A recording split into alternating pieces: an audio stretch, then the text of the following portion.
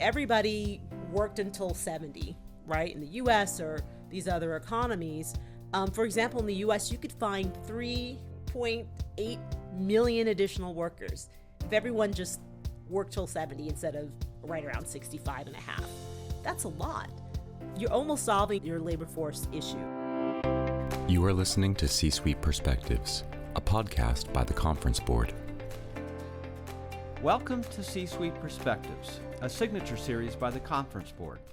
I'm Steve Odland from the Conference Board and the host of this podcast series, and in today's discussion, we're going to talk about the Conference Board's global labor market outlook. We did a lot of work for this, and we have a great series and a lot of data to talk to you about. And joining me today is Dana Peterson, the Chief Economist and the leader of our Economies Strategy and Finance Center here at the Conference Board. Dana, welcome. Thanks, Steve. Always great to be here. So you've just published this 7-part series, and you've really covered the globe on the labor market outlook here. What are some of your top-line takeaways? Sure. Many large economies across the globe are experiencing labor shortages now, or will experience them over the course of the next decade. So that includes the US, Europe, both Western and Eastern Europe, but also China. And the thing is that there are a number of factors that have led to this point in terms of not having enough workers, and it's not going to go away, but there are solutions, and we're here to talk about some of those solutions. Yeah, you mentioned China. I mean, that's a stunner, because you think of China as having all these people, 1.3 billion, and God, they people everywhere, but it's a life stage thing, and you're going to talk about that, which is really interesting. So our listeners are going to really find that fascinating. Okay, so let's talk about some of the causes, and I know the causes are slightly different around the globe, right? Yes, but there's one that's pretty universal, and that is the aging of the global population. What do I mean by that? Well, baby boomers are, for the most part, the eldest generation, and they were huge, and baby boomers are across the world, but they're all getting older and they're retiring, and the younger generations are smaller relative to the size of the baby boomer generation. And the thing is that as people retire, we're left with a much younger and less experienced labor force. And that is what's causing a lot of our members a great deal of consternation. But so the baby boomers, I mean, they are.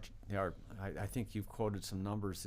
It's a phenomenal number every day that are retiring. But they also are working longer, but they're not offsetting each other, are they? Well, that's interesting, Steve. They're not working longer, even though lifespans have been extended and many people have shifted out of jobs where you have to physically work to jobs where that are less physically demanding and more intellectually stimulating. But people are still retiring, and in some cases, people are retiring even before the retirement age or the pension age. And so that's a challenge also, where even though people are able to work longer, they're just not. That's interesting because so that's a myth is what you're saying, because what you read about is, people are working into their 70s, but you're saying on average that's not the case. True, especially in Europe. In the US, people for the most part retire right around 65. Okay.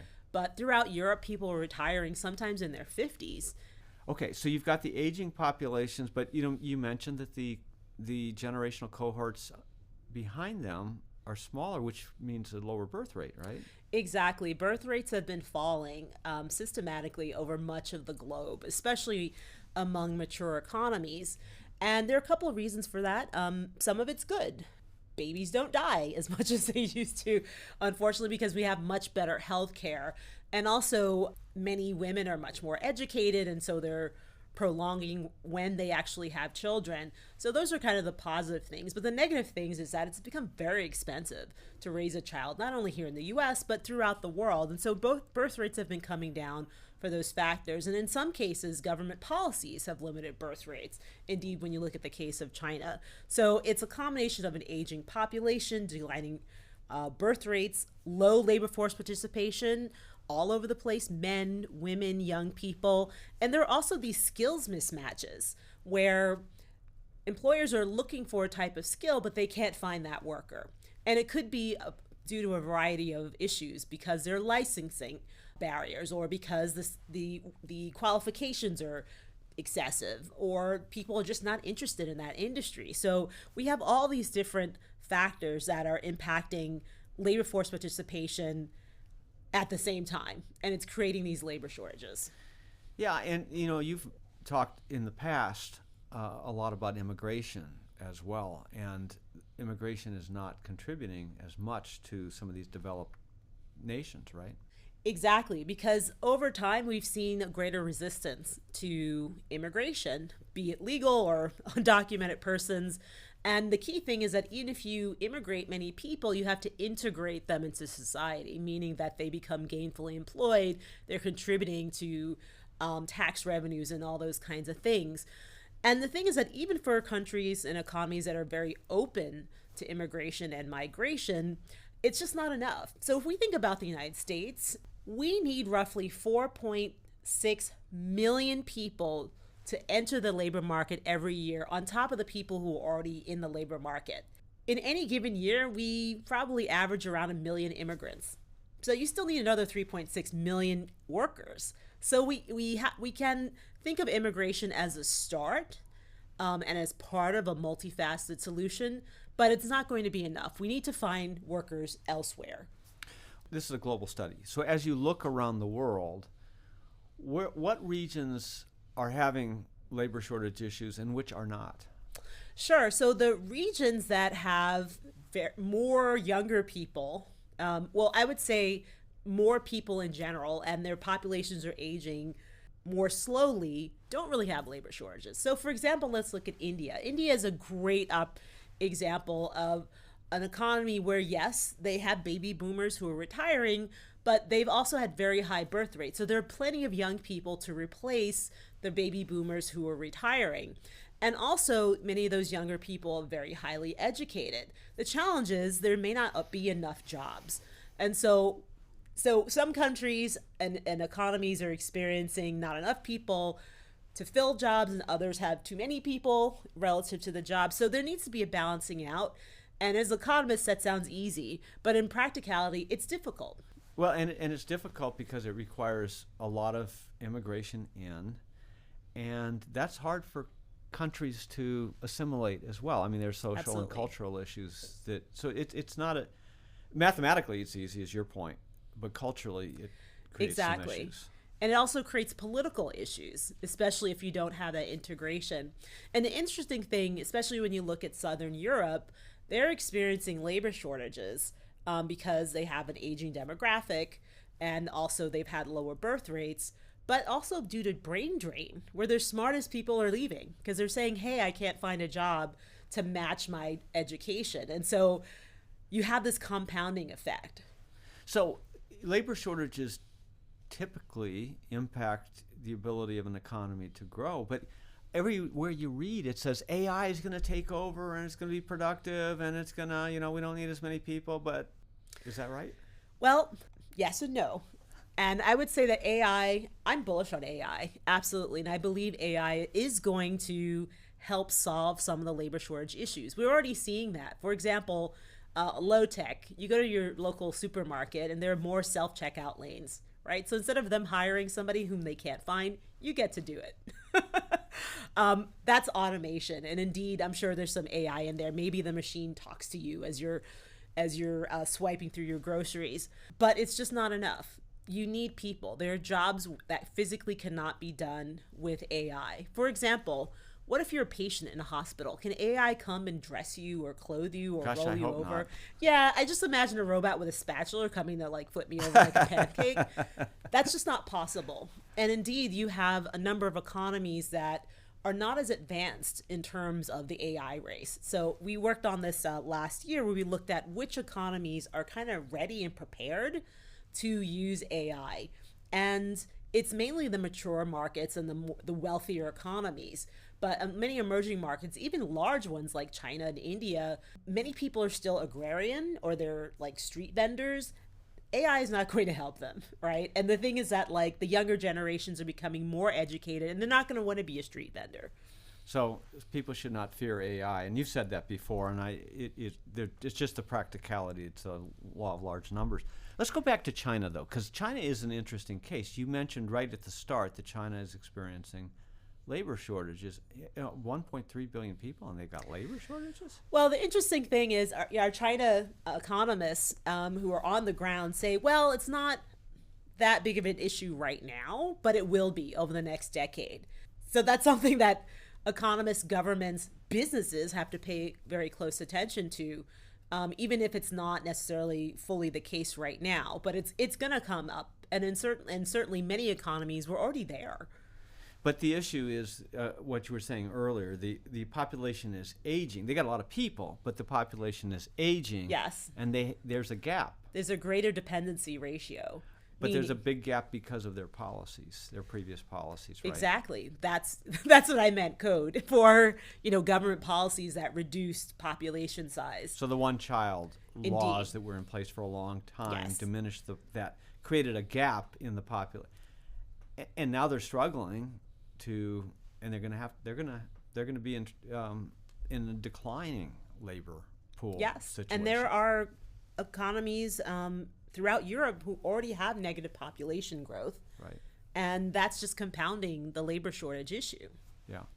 I mean, it should take a while, but it's amazing how fast it happens, because, you've got millennials and Gen Z now making up a huge portion of the working age population. Yes, but they're young. They don't have experience. They're smart, but they haven't lived long enough. Well, there's all that. And they need training. But then in China, you've got the numbers gap in that Absolutely. cohort. And many young people are doing something, quote unquote, lying down, where they're just not pleased with the work options. And so they're choosing to stay home. And that's not just a phenomenon there. We're seeing, I think they're called NEETs, not employed, not looking, but essentially young people who are just opting out of the labor market. That's happening here in the US. And so there are many, many issues here that companies are going to have to face. So they're facing it now, they're going to have to deal with it. And to your point, it does weigh on GDP growth. So if you think about GDP from a supply side model, you have three components: capital, labor, and what we call total factor productivity. AI is part of that total factor productivity, and we think that's going to grow, but it's the labor component. And within that, you have two little pieces. One piece is the number or the quantity of people. The other piece is the quality of people. And both of those measures are going to decline globally and also in many regions. And certainly, when you think about the quality, it's not that younger people don't have skills or are not intelligent, but you're losing the older people who have the experience and the skills. And so that reduces the quality. And then the quantity are all the things that we're talking about. So that weighs on growth. And we think that could cut anywhere from 0.4 of a percentage point from global GDP growth every year. That's a lot. That's trillions of dollars. So quality and quantity are coming down. Total Yes. factor productivity may come up a little bit. Right, but it won't offset it. Because of AI, but it's not enough. Right. And that's the whole deal with AI. Yeah, it's going to help, but not enough to offset these other Exactly. issues. And again, think spatula, pancake. Ooh, I'm a little frightened about that spatula pancake image in the hospital there. So what's going to happen then if you've got labor shortages? What happens to inflation? Because you supply, demand, and price is a function, right? Well, we're already seeing that. So wage inflation is rising for goods. Industries in the U.S., they're still going up. And for services, it's less intense, but the growth is still faster than what we saw pre-pandemic. And throughout Europe, you're seeing wages continue to rise because of these labor shortages, and it feeds back through inflation. And that's challenging many central banks in terms of getting inflation gauges back to the prescribed target ranges such that they can start cutting interest rates. So labor shortages, while in the US, labor shortages prevented a recession last year, it's still generating inflation this year and preventing the Fed from getting to its targets. And we've talked a lot about this, and people are, CEOs, CHROs, are reticent to let go of their talent, even if their costs are rising and they've got some slowdown, because it's so hard to find them. And so that you've got this whole weird dynamic that it should have been a recession. It's not a recession because people are still making wages, but it's costing companies more. Yes. So margins are pressured. I mean, it's a whole different margins dynamic. are pressured and compressed, and they're also passing these higher labor costs to the customer, who are consumers. And more so inflation. Exactly. So it's this negative spiral. So labor shortages impact growth, inflation, and also where interest rates are going to be, and that affects the cost of capital. So it's this vicious cycle. But there's good news. I'm going to tell the world how we can reverse this course. Hold that thought, because we're going to take a short break and be right back with that explanation. Mark your calendars for October 29th and 30th, 2024, because the Conference Board is hosting People 2030, Our Talent, Our Future, in Brooklyn, New York. This year's event promises to deliver actionable insights into the trends shaping our workforce and strategic decisions for a brighter future. Whether you're in HR, a company leader, or an industry enthusiast, this event is a must-attend. At People 2030, you'll learn how to put people at the heart of business value creation. We'll dive deep into creating purpose for your workforce, unleashing potential, and ensuring high productivity through technology, innovation, and engagement. And we've got a special treat for our podcast listeners. Use promo code CSP600 at registration and save $600. These 2 days are packed with opportunities to network with industry leaders and gain knowledge that will propel you and your organization forward. Don't miss out. Head over to tcb.org/people-conference to secure your spot. Remember, promo code CSP600 gives you $600 off. We can't wait to see you there. Welcome back to C-Suite Perspectives. I'm your host, Steve Odland from the Conference Board, and I'm joined today by Dana Peterson, the Chief Economist of the Conference Board. And right before the break, you told us what the solutions were going to be, and they are? Yes, so before I tell you the solutions... Oh, I knew it. She was going to make us wait. The key thing is that if you can't measure something, it's really hard to solve it. And a lot of people don't tell us, okay, well, how many more workers do you need? So we took the trouble of figuring out, well, how many workers do you need to solve labor shortages across a number of countries? So let's just look at the U.S. So how do we define a labor shortage? Well, you just basically don't have enough workers for the jobs that are available. And one way to understand this is looking at the number of people who are working. So people 15 to 64 who could be working, right? Let's just say most of them are working, as a share of the number of people who are probably retired, so people over 65. So you could have all different permutations there, but most of the people over here are working, most of these people are not. And so in the US, if you go back about 20 years, you had about 6 working age people for every retired person. More recently, that's shrunken down to just under 4. And in 10 years, it's going to be just under 3.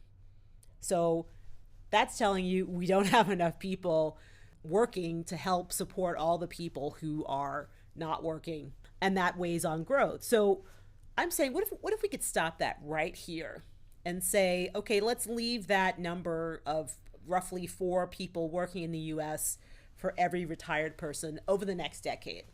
Well, it turns out that you need, I think I might have said this, but I'm going to repeat it, 4.6 million people entering the labor market, new people entering the labor market every year. In the U.S. In the U.S., and we have that, we estimate that for a number of other economies. And it's millions of people.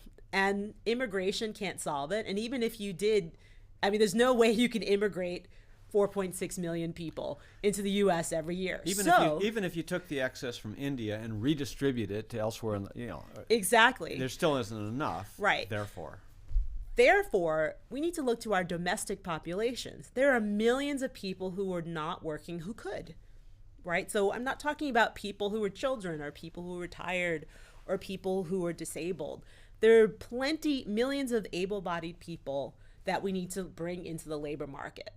And some of the solutions have to do with our most senior workers. Some of them in terms of raising labor force participation among women and men. Shockingly, men have been exiting the labor market, especially in the U.S., over the last, 50 years.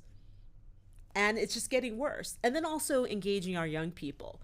And so what we did was, in our reports, we have the number of people that you could bring in based on different suggested policies. And then we have also solutions for what things that governments can do, but companies can't always wait for the government. But more importantly, what can companies do to address their own labor shortages? So therefore, the solution at a total economy level is? You need to tap into your domestic labor force. That's the solution. Yes.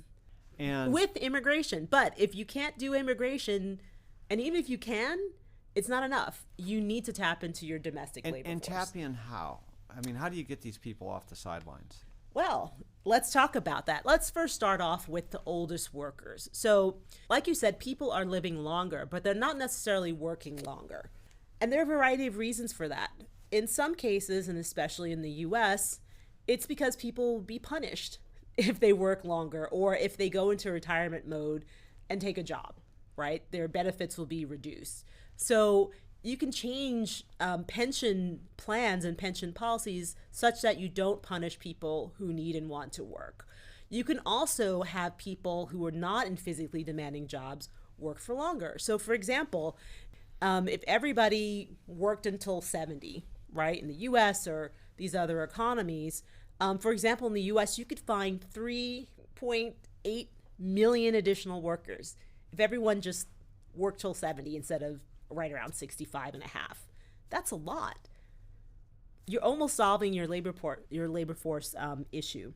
And the thing is that there's also a lot of ageism where companies are pushing out their older workers because, yes, they're more expensive, but they also have the knowledge and the experience, and they can train up the young people, as you always say, to move into leadership positions such that these companies can continue to grow and not worry about labor shortages. But it also then requires a different mindset, and we've talked a lot about this in our Human Capital Center, a different mindset from companies in terms of flexibility and how they approach it. It can't be a cookie-cutter approach to attract these people back, right? Right, and the thing is that the great thing is that I know companies have questions about the viability of hybrid work, but if you have an older worker who doesn't want to come in and commute but can still get the job done from home, and guess what, they already have their networks, they know everybody, then let them do that. And they're acculturated. I mean, yes. Part of the problem with people working, let's just say fully remote, is that they don't really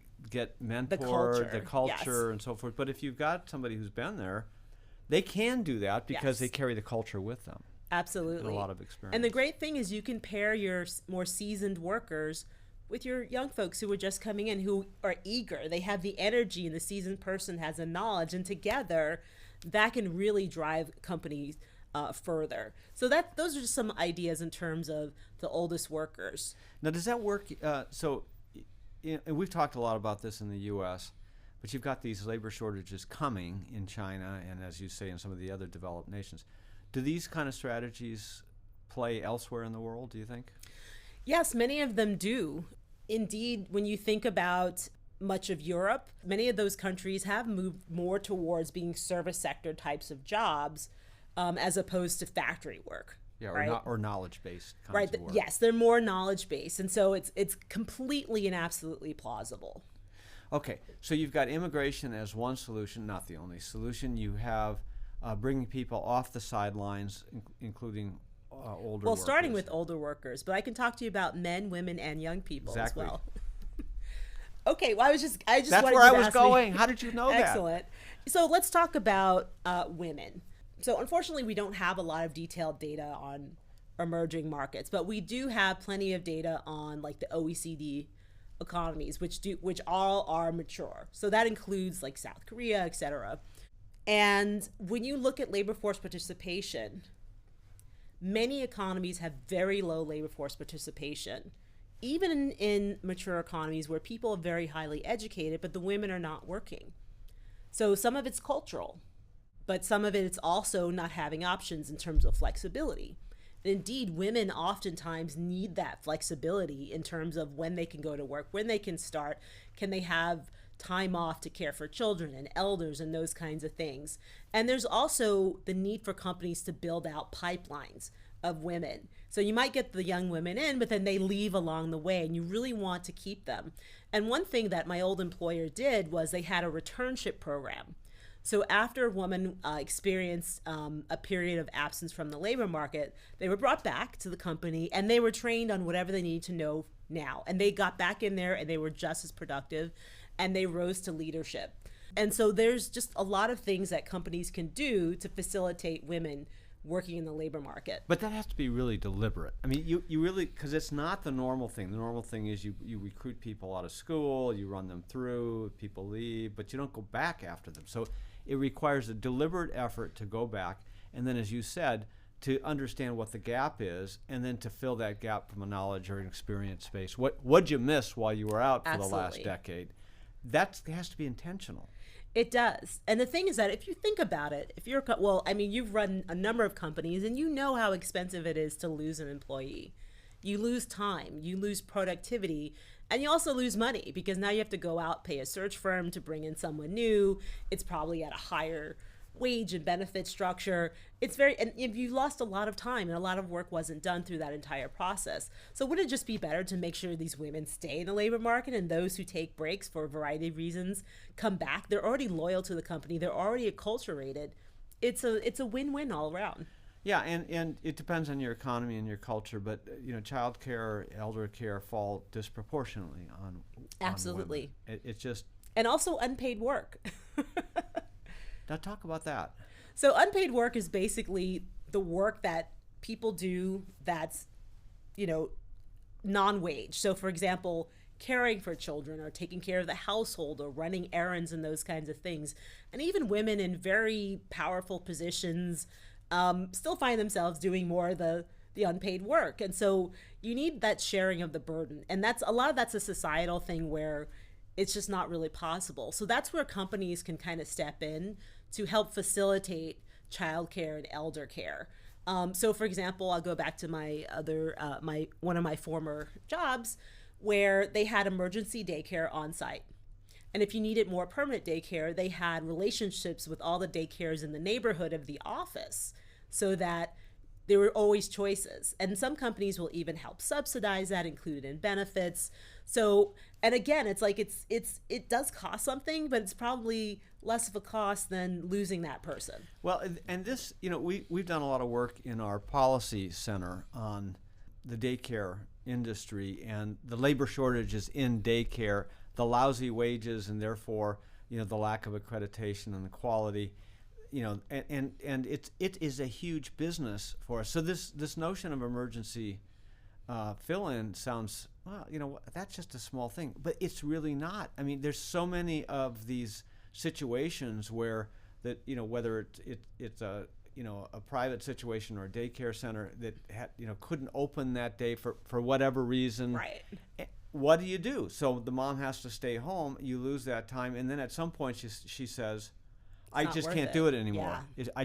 So having this backup, this safety net, is huge for Absolutely. people. Yeah. And I just want to throw in one more thing, and this is going to bleed into the conversation that I'm going to have about men, because a lot of times people forget about the guys. But training, upskilling, reskilling, that's just as important for women as it is for men. And I think that companies have to be focused on that, especially with the dawn of accessible forms of AI, where companies are trying to think about how can we do more with less? How can we use technology? But we don't want to get rid of all our workers because we still have the need for them. And so making sure that we're training all of our workers for what's next, for the jobs and the tasks that are ahead. And that's especially important for women, especially because women tend to have these breaks in their careers. Yeah, but part of this is attitudinal. It's amazing. You and I have experienced this where somebody will say, well, I'm a XYZ expert. But they were born knowing nothing, and they learned.